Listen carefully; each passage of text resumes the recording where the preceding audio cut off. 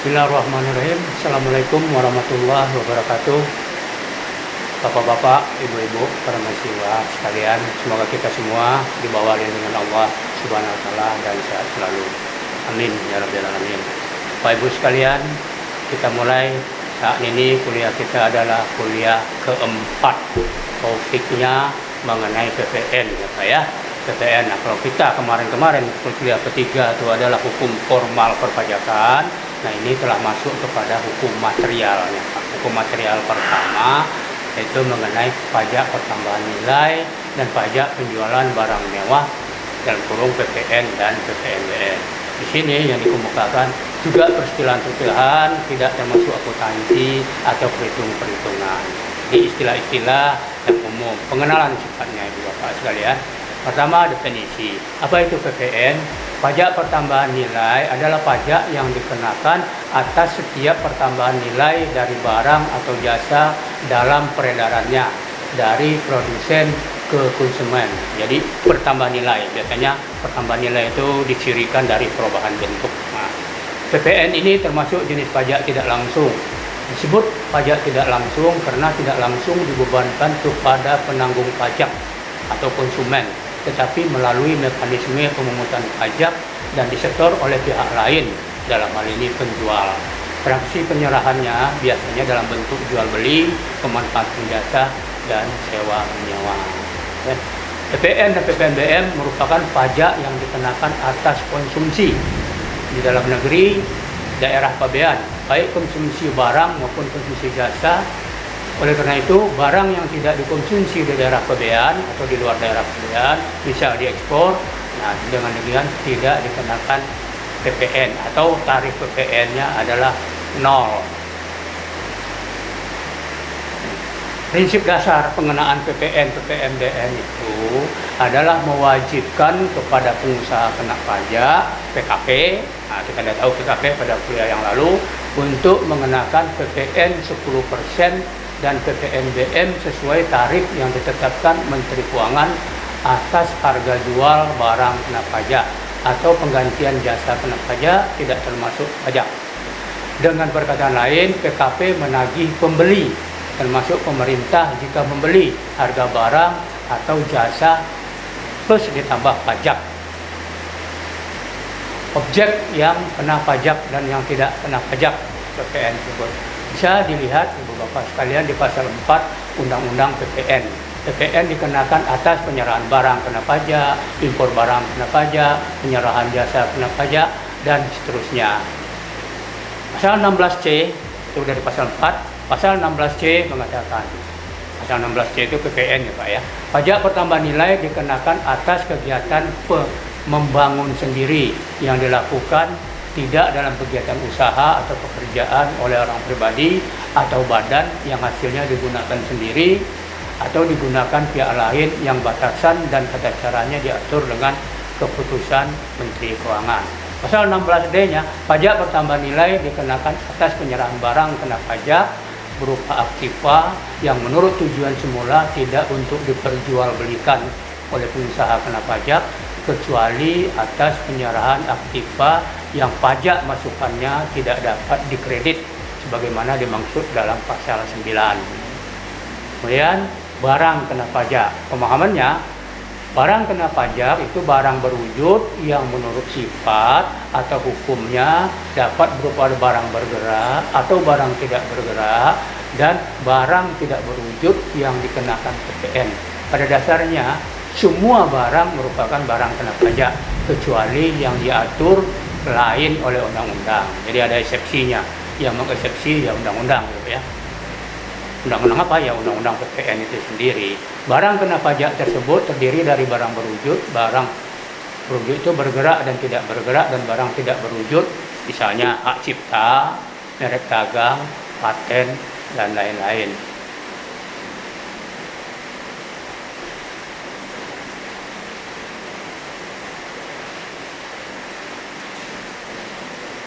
Jasa kena pajak, jasa ya, pemahaman jasa. Setiap kegiatan pelayanan yang berdasarkan suatu perikatan atau perbuatan hukum yang menyebabkan suatu barang atau fasilitas atau kemudahan atau hak tersedia untuk dipakai, termasuk jasa yang dilakukan untuk menghasilkan barang karena pesanan atau permintaan dengan bahan dan atau petunjuk dari pemesan yang dikenakan PPN. Jasa contohnya jasa konstruksi, jasa sewa ruangan, jasa konsultan, jasa perantara dan sebagainya, gitu Pak ya.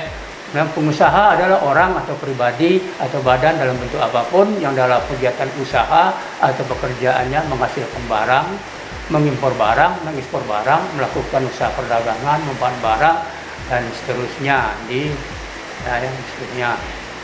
Sebetulnya ini udah dalam kuliah-kuliah yang lalu ya Pak ya, pengusaha ini. Oke. Kemudian lanjut ke pengusaha kena pajak. Adalah pengusaha yang melakukan kegiatan penyerahan barang kena pajak, menyerahkan CKP dan seterusnya ya. Oke. Daerah pabean. Nah, ini yang agak daerah pabean itu batas, tapi bukan batas wilayah itu. Jadi batas kepabeanan itu di Bea Cukai gitu Pak ya, yaitu wilayah Republik Indonesia yang meliputi wilayah darat, perairan, dan ruang udara di atasnya, serta tempat-tempat tertentu di zona ekonomi eksklusif dan landas kontinen yang di dalamnya berlaku undang-undang yang mengatur mengenai kepabeanan. Jadi sebetulnya undang-undang kepabeanan, undang-undang Bea Cukai ya Bu Bapak ya. Jadi daerah ZEE ke dalam, tidak keluar, itu dikenakan undang-undang pabean. Itulah yang dimaksud dengan daerah pabean. Saat pajak terutang diatur dalam pasal 11 Undang-Undang PPN ya, tahun 84 untuk pasal 17 PP nomor 1 2012 serta berupa keputusan Dirjen Pajak untuk yang bersifat khusus. Saat pajak terutang berkaitan dengan saat terjadinya peristiwa hukum atau perbuatan hukum yang menimbulkan utang pajak ya, dalam hal jual beli misalnya saat terjadinya transaksi jual beli, saat itulah terjadi utang gitu ya, kayak gitu. Kemudian saat suatu peristiwa hukum dilakukan atau peristiwa hukum terjadi diatur sebagai berikut. Diatur lagi Pak ya, untuk BKP berwujud yang sifat atau hukumnya berupa barang bergerak terjadi pada saat penyerahan. Ya, kata kuncinya pada saat penyerahan. Barang tidak bergerak terjadi pada saat penyerahan hak ya, untuk menggunakan atau menguasai BKP berwujud tersebut secara hukum atau secara nyata kepada pihak pembeli. Umpama ini jual beli tanah pada saat pindahnya hak. Kalau barang bergerak pada saat barang diserahkan. Kira-kira itu pemahaman yang sederhana Pak. BKP yang tidak berwujud terjadi saat jika BKP berupa persediaan atau aktiva yang menurut tujuan semula tidak untuk diperjualbelikan yang masih ada pada saat pembubaran perusahaan, jadi cuci gudang, stok cuci gudang ditentukan oleh salah satu dari perbuatan hukum yang terjadi lebih dahulu, yaitu pada saat pengalihan BKP dalam rangka penggabungan dan sebagainya, atau saat impor BKP terjadi saat BKP dimasukkan ke dalam daerah pabean. Pemikul beban pajak.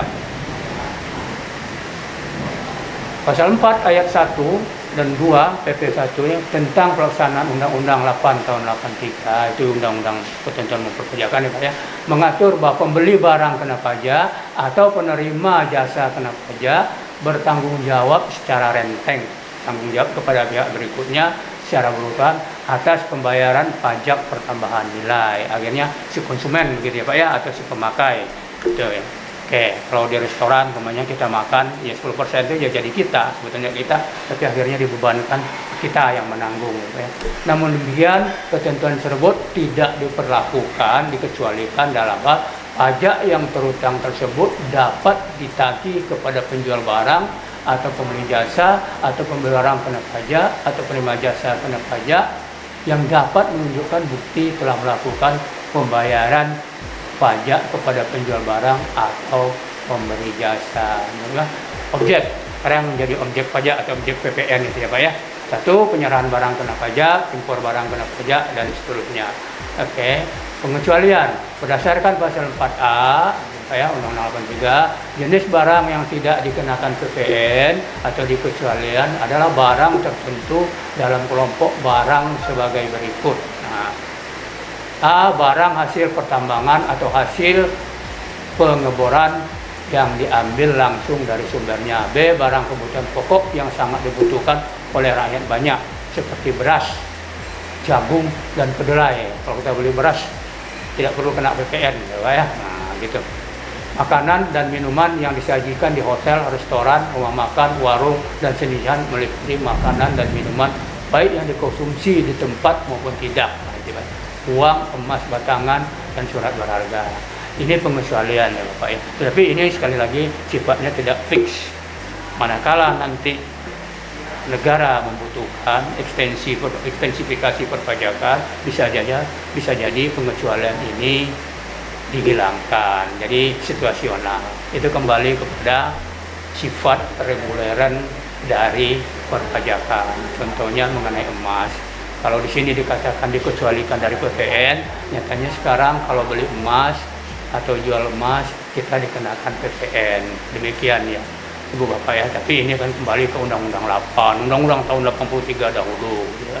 Kemudian pajak keluaran dan pajak pemasukan. Istilah pajak keluaran. Pajak keluaran adalah pajak yang dikenakan ketika pengusaha kena pajak melakukan penjualan terhadap barang kena pajak atau jasa kena pajak. Pajak masukan adalah pajak yang dikenakan ketika pengusaha kena pajak melakukan pembelian terhadap barang kena pajak atau jasa kena pajak. Itu istilah Pak ya. Kalau dia menjual, maka dia memungut pajak keluaran. Kalau dia membeli, istilahnya pajak masukan. Dan tata cara umum PPN ini nggak usah lah Ibu Bapak ya. Nanti bisa dilihat di PPT atau dalam diskusi ya. Berdasarkan Undang-Undang PPN pasal 8, dasar pengenakan pajak DPP terdiri dari harga jual, bisa jadi berdasarkan harga jual, berdasarkan penggantian, berdasarkan nilai impor, atau berdasarkan nilai ekspor, atau nilai lain ditentukan oleh Menteri Keuangan. Ini basic dasar pengenaan terhadap PPN tersebut. Gitu ya. Oh, Bapak sekalian, nilai ekspor. Pengertian penggantian dalam Undang-Undang PPN 126 adalah nilai berupa uang, termasuk semua biaya yang diminta atau diminta oleh eksportir dan seterusnya. Gitu ya. Kemudian faktur pajak. Faktur pajak adalah bukti pemungutan pajak yang dibuat oleh pengusaha kena pajak karena penyerahan barang kena pajak atau penyerahan jasa kena pajak atau oleh Ditjen Pajak dan Bea Cukai karena impor KP. Gitu ya.